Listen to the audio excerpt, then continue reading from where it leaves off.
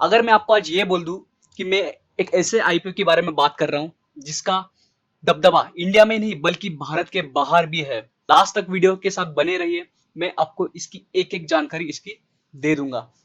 अगर हम इसके मेन बिजनेस की बात करते हैं, केमकॉम, जिसका फुल फॉर्म है केमकॉम स्पेशलिस्टिक केमिकल, जिसके 3 सेगमेंट है। मोस्टली एक स्पेशलिटी केमिकल में है, काम करती है ये कंपनी, ऑयल फील्ड केमिकल्स में और कुछ फार्मास्यूटिकल केमिकल्स में। अगर मैं इसके ऑयल फील्ड केमिकल्स के मैन्युफैक्चरर्स की बात करूं, ये कैल्शियम ब्रोमाइड, सोडियम ब्रोमाइड और जिंक ब्रोमाइड ये खुद मैन्युफैक्चर करती है। और सेलाइंस एक जो कि कैटेगरी है, ये सारे जो जानकारी मैं जो बोल रहा हूँ ये सारी वेबसाइट से उठाई गई है दोस्तों। ये जो भी वेबसाइट पे लिखा है उसी पे हम भरोसा कर सकते हैं, ये आपको पता है, ठीक है। सेलाइंस की हम इसके बात करते हैं, ये कैटेगरी है जो केमिकल्स की जो सिलिकॉन बेस में यूज होता है, जहाँ पे सिलिकॉन यूज होता है ना, ये वहां पे यूज होता है। एक कंपनी कॉन्ट्रैक्ट मैन्युफैक्चरिंग भी करती है, जो कि मतलब जो अगर जो दूसरी कंपनी अगर इन्होंने इसको कॉन्ट्रैक्ट दिया है कि कुछ बनाना है तो ये कंपनी वो भी करके देती है। तो मैंने आपको क्या बताया, इसके 3 सेगमेंट्स है, मोस्टली ये 3 सेगमेंट में काम करती है, एक स्पेशलिटी केमिकल, एक oil field chemicals, pharmaceutical chemicals, ठीक है। हम आगे बात करेंगे इसकी। आपको अगर कोई इन्फॉर्मेशन चाहिए जो हम अगर इस वीडियो में ना दे पाए या हमें आपको और इन्फॉर्मेशन जाननी है तो आप इसकी कंपनी की वेबसाइट पे जा सकते हैं। इस कंपनी का वेबसाइट www.cscpl.com, अब यहाँ पे जाके और थोड़ी इन्फॉर्मेशन जान सकते हैं, ठीक है।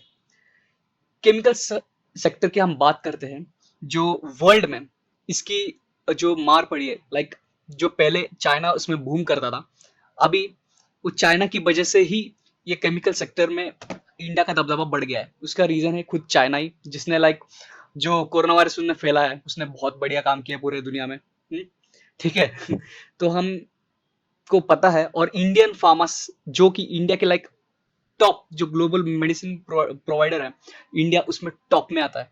ये पहला आपको जानना चाहिए, एक like pride of India pharmaceutical sector, ये आपको पता होना चाहिए।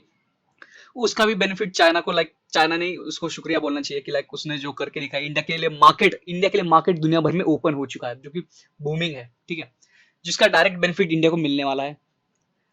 अगर हम इस कंपनी की हिस्ट्री के बारे में बात करें, 1988, दोस्तों ये कितनी पुरानी कंपनी आप खुद ही देख लीजिए। क्या इसको एक्सपीरियंस नहीं होगा इतना? देखिए आप, ये एक लीडिंग मैन्युफैक्चरर है of pharmaceutical chemical in general maximum revenue, इसका जो मैक्सिमम रेवेन्यू आता है वो फार्मास्यूटिकल केमिकल से आता है। और ये इंडिया की one of the leading player है फार्मा फार्मा इंडस्ट्री में। आपको पता है फार्मा इंडस्ट्री कितनी बूम कर रही है, आपको पता है कि वो कितना तगड़े तरीके से मूव कर रही है, और आगे भी फार्मा का फ्यूचर देखिए आप, कुछ भी करिए, इंसान को रहने के लिए दवाई की जरूरत पड़ती है, और उसके लिए pharma pharma industry like a gem for them, like okay. But बात आती है ना, फार्मा इंडस्ट्री तो बूम होने वाली है, बट उसको कैप्चर कौन करेगा, ये मेन बात आती है, ठीक है। ये जरूरी है, अगर एक कंपनी कैप्चर कर पाती है उसके लिए तो बल्ले बल्ले है, ठीक है। आगे हम बात करेंगे इसके जो मेन बिजनेस पार्टनर्स है। आपने इन सबका नाम एक आध बार सुना रहेगा, लोरा लैब्स, अरोबिंदा फार्मा, लैंडटेक pharmaceutical, Macleods pharma and some other partners overseas. ना कि इंडिया में, मैंने आपको बोला है इसका दबदबा ग्लोबली भी है। ये जो केमिकल ऑयल फील्ड जो केमिकल सेगमेंट है, मैंने जो आपको बोला है, जो स्टार्टिंग में जो आपको मैंने 3 केमिकल के नाम लिए हैं, वो ऑयल फील्ड मैन्युफैक्चरर जो ये एक्सपोर्ट बाहर भी करते हैं, लाइक बाहर के भी इनके क्लाइंट्स है। हम जानते हैं इसका जो मेन ट्रिगर पॉइंट, ठीक है, ये एक लाइक प्राइड की बात होती है।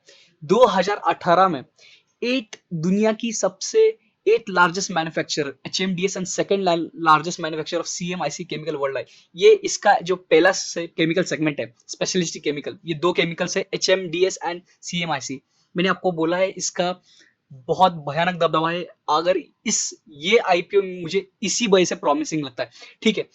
आगे हम इसके, चलो ये तो मैंने आपको बता दी न्यूज, अब आप इसका फाइनेंशियल रेशियोज भी देख सकते हो, बट उसके पहले हम इसके ओवरसीज रीच करेंगे। बाहर अगर हम इसके ओवरसीज के रीच की बात करें, USA, China, Japan, Serbia, Malaysia, Azerbaijan ये अजरबैजान पता नहीं मुझे कहाँ कौन सा कंट्री है, ठीक है, बट आप ढूंढ लेना मैप में, ठीक है। बट इसके हम मैन्युफैक्चरिंग प्लांट बोले तो ये वडोदरा में, मानिस मंजूसर मंजूसर वडोदरा गुजरात में, sorry for spelling mistake, spelling नहीं, जो बोलने में हुआ, ठीक है। 5 ऑपरेशनल वेयर हाउस और 2 लीज इन्होंने ले रखी है, ये बात हुई उसकी। बट इसकी मैं एक बात करूं, जो इन्होंने जो वेयर हाउस ऑपरेशन प्लांट जो भी ले रखे हैं ना, वो इंडिपेंडेंट, लाइक एक केमिकल को बनाने के लिए इनके पास एक एक मैन्युफैक्चरिंग प्लांट है specially for single chemical, so that's why भरोसा बनता है कंपनी पे। अगर हम इसके फाइनेंशियल रेशियोज की बात करें, देखिए इसके एसेट्स बड़े बहुत ज्यादा है। मैं मेरा एक जानना होता है कि जो एसेट हेवी बिजनेस होते हैं ना, वो थोड़े रिस्की काइंड ऑफ होते हैं, बट केमिकल सेक्टर में ये एसेट बहुत जरूरी होते हैं, बहुत लगते भी है। अगर हम इसके टोटल एसेट्स की बात करें 2017 से 626 मिलियन, ठीक है, मिलियन से ये 2020 में 2250 से, देखिए कितनी खतरनाक बढ़त हो चुकी है एसेट्स में। मैं आपको बोल रहा था एसेट्स इतने रिस्की क्यों होते हैं, क्योंकि इसकी हर साल वैल्यू जो होती है वो डेप्रिशिएट होती है दोस्तों। ये एक बहुत नेगेटिव पॉइंट होता है, बट अगर कंपनी एक बेहतर काम करे, बेहतर परफॉर्मेंस कर रही है, तो ये एसेट्स बनते हैं, एसेट्स लगते हैं, उसके लिए आपको ये समझना पड़ेगा। हम इसके अगर रेवेन्यू की बात करें, अगर मैं इसके ये मिलियंस में लगाए हुए आंकड़े हैं, बट मैं आपको करोड़ में बताता हूँ, 89 करोड़ है 2017 में। आपको देखोगे इसका इम्पैक्ट 2017 से 20 तक देखिए 2660, भले ही जो पिछले साल से कम है, बट मार्च में थोड़ी मार पड़ी थी, वो पता है आप सबको। फिर भी अगर आप प्रॉफिट आफ्टर टैक्स देखे जो कि निचोड़ के आता है, वो ट्रिपल देखिए 28 मिलियन से 488 मिलियन। अरे ये क्या मजाक है क्या? आप ही देखिए इन्होंने कितना मल्टी ट्रिपल चोवल बैगर हो गया, क्या नाम बताऊं मैं इसको, एक नंबर काम। ठीक है, इतना भयानक इन्होंने 48 करोड़, 2 करोड़ से 48 करोड़, जो कि इन्होंने इतना भयानक प्रॉफिट कमाया। आप बता सकते हैं इस कंपनी का फ्यूचर कैसा होगा। ठीक है, अगर हम पिछले साल की इसका प्रॉफिट ईयर की बात करें, रेवेन्यू इनका पिछले साल ज्यादा जनरेट होता, बट इस साल रेवेन्यू कम हुआ है, बट इस साल प्रॉफिट ज्यादा हुआ है पिछले साल की तरह। क्या मे बी उन्होंने एक्सपेंडिचर अपना कम किया रहेगा, कुछ तो कम किया रहेगा।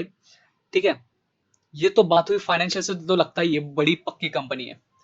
आगे हम बात करेंगे इसकी स्ट्रेंथ, जो कि इसका मेन पावर देती है इस कंपनी को। मैंने जैसे पहले ही बोला कि largest manufacturer of pharmaceutical chemicals across globe. ये आपको देखना पड़ेगा एक बार जाके। One of the leading oil field manufacturer in India, जो कि बढ़ते हुए बहुत तेजी से बढ़ रही है, फाइनेंशियल सोर्स सब दिखा रहे हैं कि इसमें हाँ दम है। Diversified client base, nationally international, मैंने आपको कहाँ कहाँ इसके बेसिस है वो सब बता दिया है।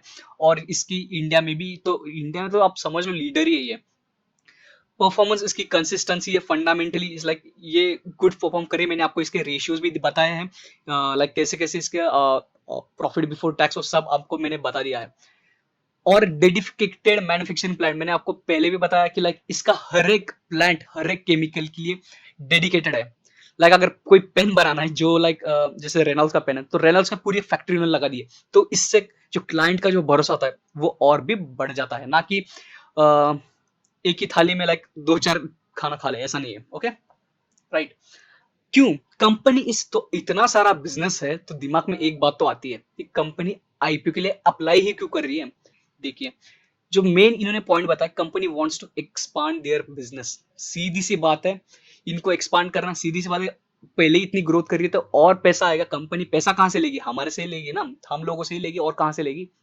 तो दूसरी तरफ से ले सकते हैं, but depth is not a good solution for that, you all know that. Depth एक अच्छी बात नहीं होती है। ठीक है, कंपनी हमारे से पैसा लेगी तो एक्सपांड करेंगे और उसका बिजनेस बड़ा होगा, और अगले 5 साल में तो केमिकल सेक्टर का भयानक काम होने वाला है। जो लीडर है वो तो उसकी खतरनाक मजे है, मजे है।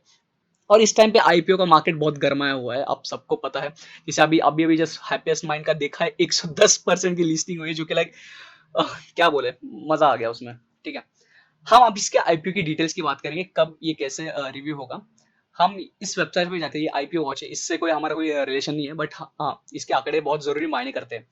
ये आईपीओ कब ओपन होगा? 21 सितंबर 2020। अगर हम देखेंगे इसकी डेट, तो 21 हाँ मंडे को स्टार्ट हो रहा है ये आईपीओ, और 23 इसकी लास्ट डेट है।